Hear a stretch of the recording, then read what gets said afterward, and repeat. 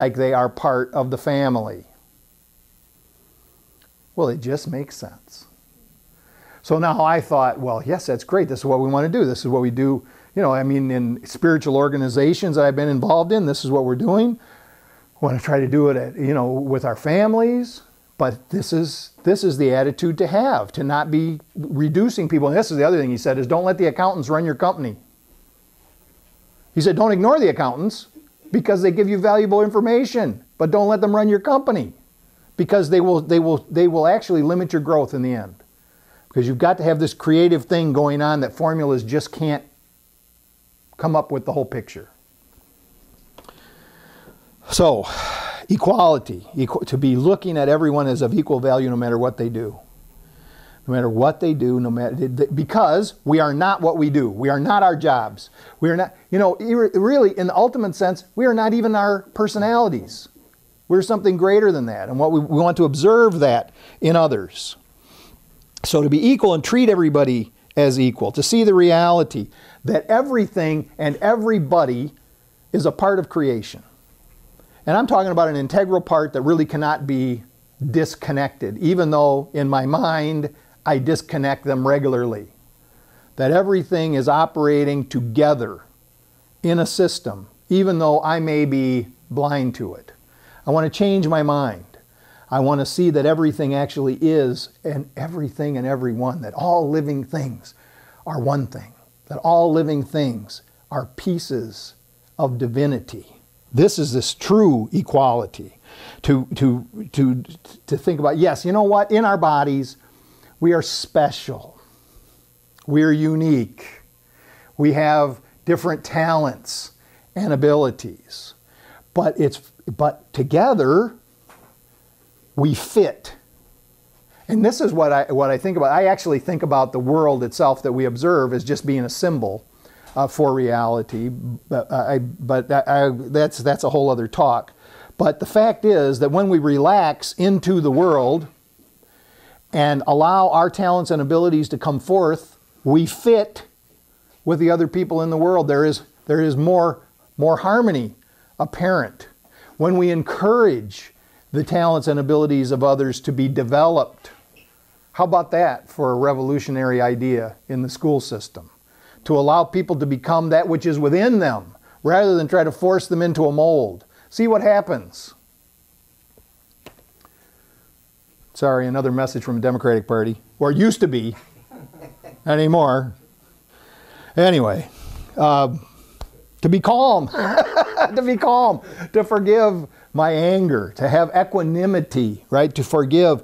To release seeing things through the filter of the past, because this is the thing that keeps us unequal. Because I'm observing you, it reminds me of something that happened in the past. I make a judgment. I put you in a pigeonhole. I could know you, I could not know you. If I know you, I say, oh yeah, there he goes again. There she goes again. I should know this by now. She's going down that road again.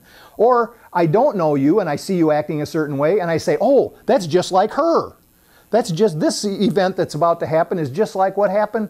And what ends up happening is I cheat myself out of something that could be very terrific in the present moment because I'm labeling everything from those things that happened in the past. So I want to get my attention out of the past and I want to start seeing things anew. And this is the ground for this equality to grow in. I want to realize that I am equal to the task. Whatever task that comes in front of me, I'm capable. I want to be thinking this way in my mind. I don't want to be overwhelmed by the things that come before me. I want to say, yes, I am equal to the task because I know that no matter what is occurring in front of me, that God's will, good will, is for good. That means that whatever's in front of me, there is a good outcome available if I choose it. Well, sometimes I can't figure out what it is. So I go back to the principle before this was ask for help. I may need to ask for help. I mean, I always need to ask for help from that divine presence, but there are also other people around me who can help. But to have absolute confidence, I am equal to the task in front of me, and with help, all things are possible. You could call it help with a capital H, but I see that help with a capital H, meaning God, comes from others as well as from just inner guidance when I open myself to it. So To know I'm capable of overcoming whatever obstacles in my path. I want to take responsibility for life. I want to see the possibility that I can soar above past limitations if I release past hurts, regrets, and resentments. And let go of all guilt and remorse, to forgive resentment, so there's nothing, I can learn from the past. I just don't want to live in it. I can learn from the past as being, so if I have guilt about something that happened in the past, that's just like a sign for me to say, don't do that anymore. How come I never learned that? It says, so guilt says don't do that again, right? Don't do it. Then I won't have to be guilty. The problem with guilt is that I get caught in the cycle of I think I'm my behavior. I think I'm doomed to repeat the same behavior over and over again. And so I say to myself, well, I'm going to turn over a new leaf. I'm going to control myself. I'm not going to do it. Then I find myself on that road and I go, yep, that's me. That's who I am. That's what I do. I keep doing those same things over and over again. It really is insanity. But we can be healed from it.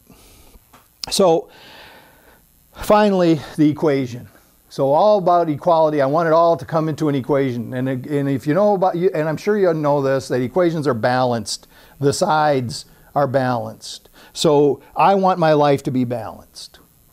I want to do my best to have body, mind, spirit balanced in me. To be in harmony with others. To bring the body and mind into harmony, which in turn brings harmony into the relationship.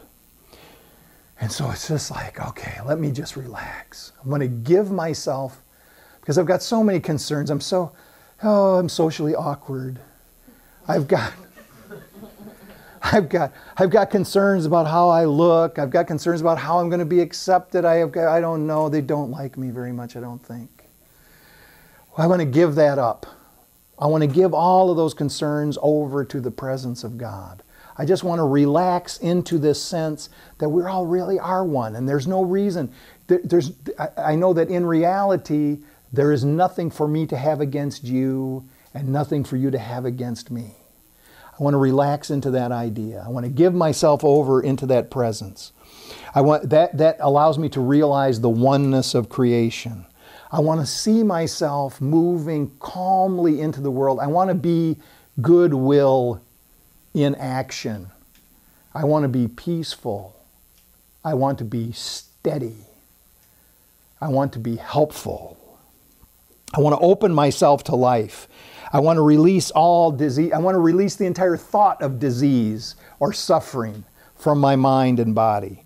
I want to feel the strength of God flowing through me, allowing me to forgive all seeming error.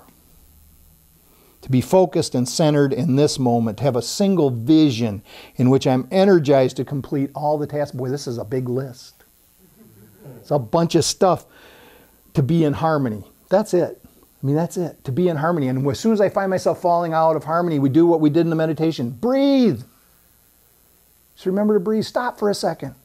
Feel it. See, some people, when you start doing that, they'll say, are you upset about something? You just sighed. No, I'm just breathing. I may have been upset for a second, but not anymore. I'm just breathing. Be in harmony. To be in harmony with God, to be in harmony with others.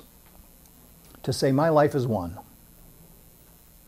I am balanced and harmonious. That's enough.